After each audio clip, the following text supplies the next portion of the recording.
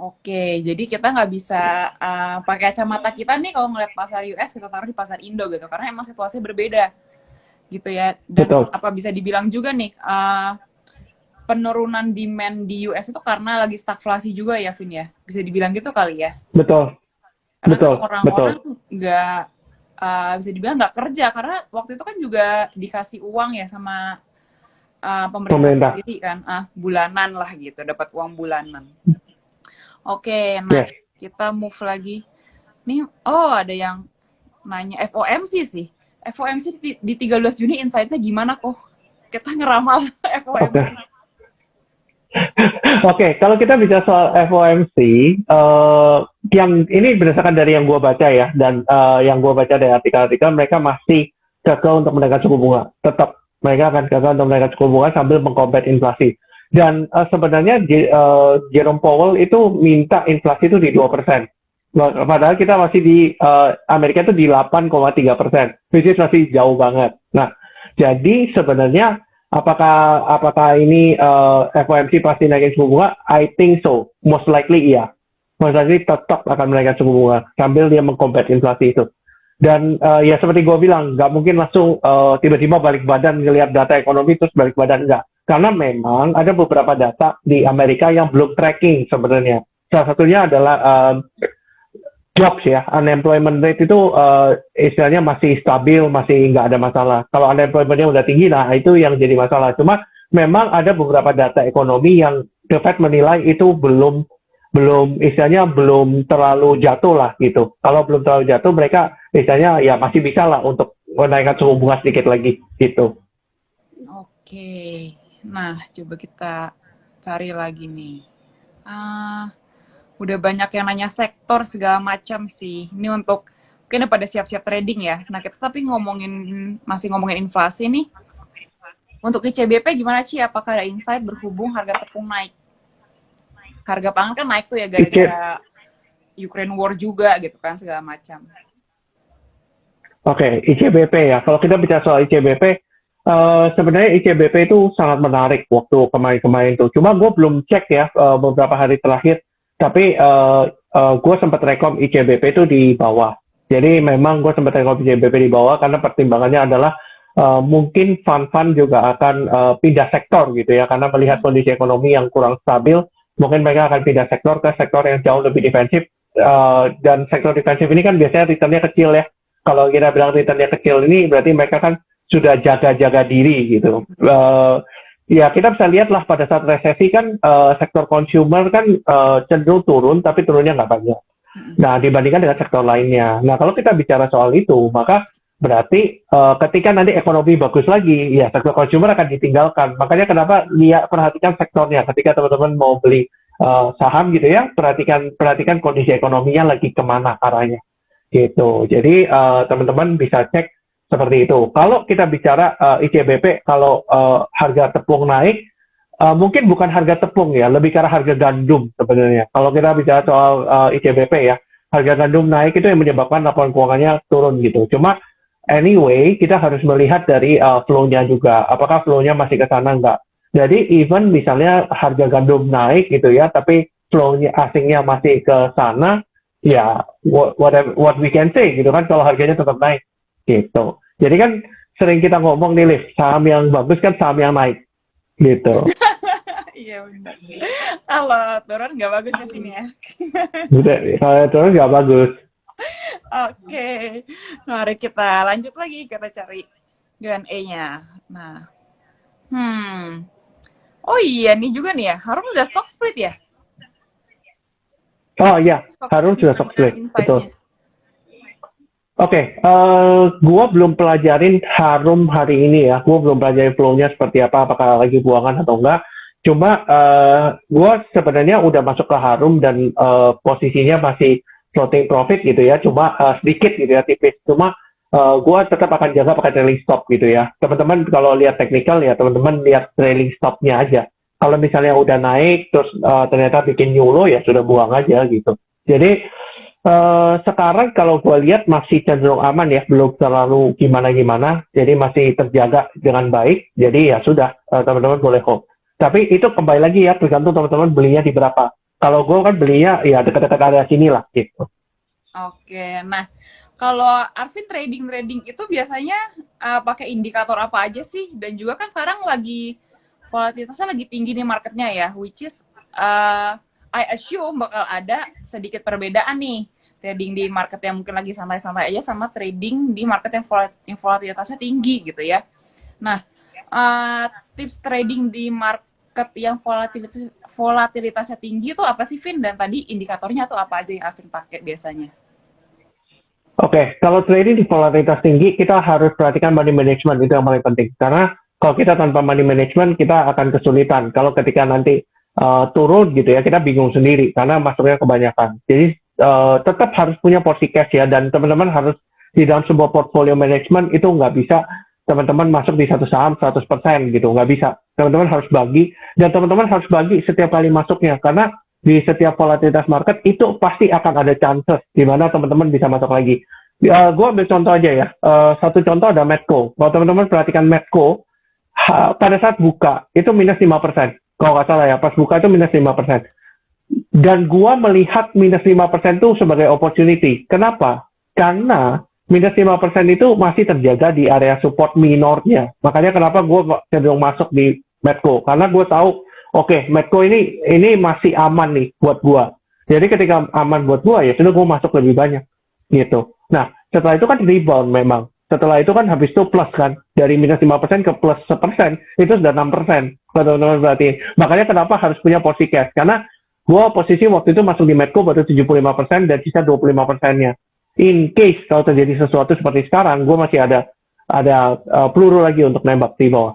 Gitu. Jadi teman-teman harus siapin porsi cashnya. Dan karena gua mungkin orang yang cenderung kontrarian ya, dan even lu juga tahu gitu, kalau gua pilih stoppingnya kan agak aneh, jadi agak berbeda gitu ya. Jadi ya maksudnya kadang itu gua bisa ngelihat flow dari saham-saham yang agak aneh gitu ya. Kenapa kok flow-nya itu begini gitu? Kok ada akumulasi yang menarik gitu selama berhari-hari? Nah mungkin ada sesuatu yang kita nggak tahu aja. So teman-teman bisa peka aja ngelihat, oh oke, bukan berarti saham yang diakumulasi terus teman-teman bisa langsung masuk ya, enggak. Tapi teman-teman harus lihat teknikalnya juga. Kalau teknikalnya udah bagus, udah confirm ya, teman-teman boleh buy dengan resiko yang jauh lebih minim. Gitu aja sih. Oke. Nah, oke nih kita lanjut cari pertanyaan lagi ya. Jadi tadi udah dibahas tuh apa aja sih yang perlu diperhatikan kalau lagi trading di market yang volatil. Oke. Nah, kemarin sih ada yang nanya di question box gue. Dia nanya lebih ke makro sih, Vian. Apa implikasi stagflasi di US terhadap Indo? Bagaimana view-nya mengenai tech di Indo? Tunggu, ini kayak dia nanya juga ya. Tech di Indo? Oh, oke. Kalau ditanya saham teknologi dan bulan berapa bisa jalan, gue nggak tahu. Kalau bulan berapa bisa jalan, gue tahu. Gue sudah all in. Ya, jadi gue nggak pernah tahu. Tapi basically perusahaan teknologi secara akumulasi sudah menarik. Kalau teman-teman perhatikan ada beberapa saham teknologi itu sudah menarik, tinggal teman-teman cari aja yang mana yang menarik. Dan yang cukup menarik kan sebenarnya kalau teman-teman mungkin sadari apa enggak, itu Bukalapak sebenarnya. Kalau teman-teman perhatikan Bukalapak itu sudah akumulasi dari beberapa hari lah, kalau nggak salah 3-4 hari, dan gua juga sudah masuk di Bukalapak gitu ya. Tapi teman-teman juga harus analisa ulang gitu ya, apakah Bukalapak ini menarik apa enggak. Tapi so far gue melihat ada flow yang cukup baik di Bukalapak dan gue masuk. Tapi teman-teman tidak menutup kemungkinan lihat lagi perusahaan lainnya di sektor yang sama. Mungkin ada opportunity yang jauh lebih besar dari itu. Gitu. Oke, nah lalu ada yang nanya nih, mana tadi? Dari Reno, ini lebih general sih. Sorry, cara screen saham versi Koko apa ya? Oke. Cara screening saham itu kan beda-beda ya setiap orang. Ada yang melihat dari makronya, ada yang melihat dari teknikalnya, ada yang melihat dari flow-nya kemana. Nah, kalau gue pribadi, gue ngelihat dari flow, dan gue kadang ngelihat dari makronya. Jadi gue ngelihat dari makronya, oh ini lebih ke arah mana nih. Nah, lalu gue lihat dari flow-nya. Atau gue lihat dari flow-nya aja. Kadang kelihatan kayak, oh ini tuh saham A, B, C, D, E, itu sektornya sama. Contoh, let's say gini.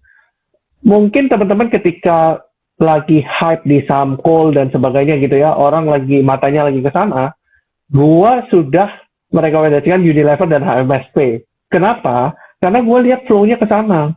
Unilever, HMSP, Sido muncul, ICBP. Nah, itu kan berada di satu sektor yang sama. Nah, kalau kita melihat ada flow larinya ke sana semua dengan harga yang belum gerak, ini ada opportunity buat kita untuk ngikutan. Nah, tapi nggak boleh sembarangan. Ketika kita ikutan, kita lihat dulu. Oke, dia bisa ada peluang untuk naik nggak? Kalau belum ada peluang untuk naik, ya jangan masuk. Kita tungguin aja dia sampai selesai. Karena kan setiap periode akumulasi itu ada durasi waktunya. Tidak mungkin dia satu hari akumulasi terus dan terbang gitu. Enggak. Biasanya ada berhari-hari. Tinggal kita peka aja untuk menganalisa apakah saham ini itu sudah diakumulasi cukup lama dan sudah bikin technical udah bagus. Dan apakah fundamentalnya itu masuk. Jadi kadang gue lihat flow-nya oke nih. Tidak muncul misalnya atau ICBP satu sektor semua. Nah, tapi kan kita harus pikir ya, sentimen ke depannya apa yang menyebabkan dia bisa naik. Nah, itu sih yang jadi pertimbangan teman-teman juga, gitu. Oke, jadi lihat juga flow-nya ya, uangnya kemana ya. Karena Betul, mungkin juga nih sahamnya bagus, ceritanya bagus, tapi nggak ada flow-nya gitu ya, Vin ya. betul. Oke, nah dari tadi kita kan ngomongin nih, wah Arvin nih kontrarian gitu, jadi ngeliatnya tuh bukan ngeliat seperti yang mungkin yang umum pada lihat gitu ya. Nah sekarang kan ada beberapa sektor yang mungkin ketinggalan nih ya, Vin ya, gitu. Mungkin kayak sektor, I don't know, consumer goods masih lagi nggak ya? Consumer goods, mungkin properti dan konstruksi gitu ya. Ini juga ada yang nanya nih, secara sektor konstruksi gimana view-nya kok gitu. Sepertinya mulai ada flow ke sana. Ini kan yang salah satu yang lumayan ditinggalkan juga ya, walaupun waktu itu sempat hype banget tuh gara-gara IMF, kan sempat naik tinggi, terus udah that's it gitu. Iya, ya. Untuk konstruksi ini memang agak tricky ya, karena memang secara keuangannya mereka juga kurang oke gitu ya, dari segi pendapatan dan sebagainya kurang oke, dan memang kena sentimen suku bunga kan, kalau suku bunganya naik mereka terbebani. Nah, tapi kalau dibilang flow ke sana, ya memang ada flow ke sana, cuma permasalahannya kita mau beli di berapa, itu the problem is itu, dan kita harus lihat teknikalnya juga kan gitu loh, dan apa yang menyebabkan mereka bisa naik gitu. Nah, sekarang apakah sektor konstruksi menarik? Ya, kalau kita bicara soal makro, nanti mungkin ada ini ya, ada adjustment di bagian APBN-nya, mungkin ada shifting juga untuk bangun infrastruktur, ya akan jadi sentimen katalis positif lagi buat teman-teman ya karya gitu ya, BUMN karya, Waskita, Wika, dan teman-temannya. Jadi teman-teman bisa perhatikan aja, kira-kira masuk nggak cerita soal budget shifting itu. Jadi teman-teman bisa perhatikan. Oke. Nah, ini udah karena berhubung hari ini IG live-nya sebentar aja nih ya, nggak sampai 1 jam. Jadi mungkin ini aku jadiin pertanyaan penutup kali ya, Vin ya. Betul. Nah, kok gimana ya caranya mendapatkan informasi sentimen ke depannya suatu sektor?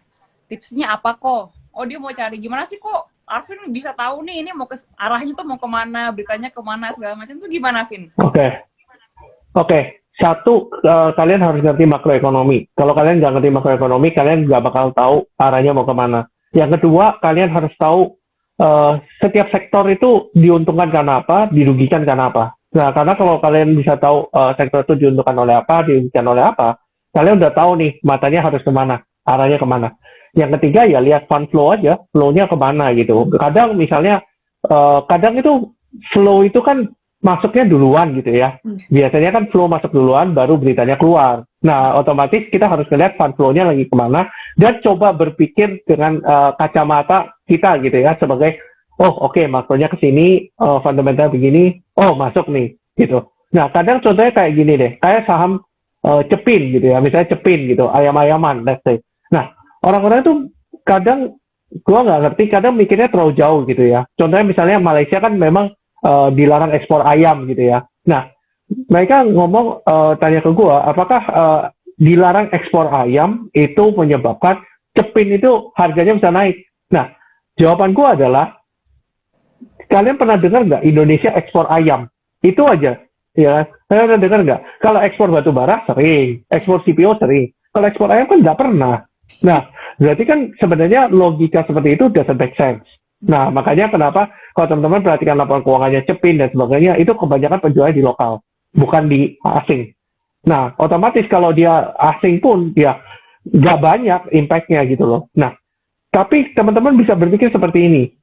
Teman-teman ingat Lebaran tuh bulan Mei, ya kan? Laporan keuangan Q2 itu April sampai Juni. Berarti kan keluarnya Juli. Nah, kalau keluarnya Juli, berarti kan ayam-ayaman ini kan kemungkinan besar ya. Kita nggak perlu nganalisa sampai dalam gitu ya. Kita hanya mengira-ngira aja. PPKM sudah dibuka, ya kan? PPKM sudah dibuka waktu itu ya. Jadi konsumsi masyarakat tuh gede banget. Nah, masa orang nggak makan opor ayam waktu Lebaran gitu kan? Waktu ketemu sama keluarga, ya kan? Nah, ya udah, berarti kan terjadi spike demand nanti. Nah, tinggal permasalahannya, apakah spike demand ini bisa melawan dari harga jagung yang juga naik? Nah, ini yang jadi concern kita. Tapi kalau ngelihat flow-nya memang ke sana, ya berarti mereka beranggapan, oke, berarti harga demand-nya ini lebih besar daripada kenaikan harga bahan bakunya. Gitu sih, Le. Oke, nah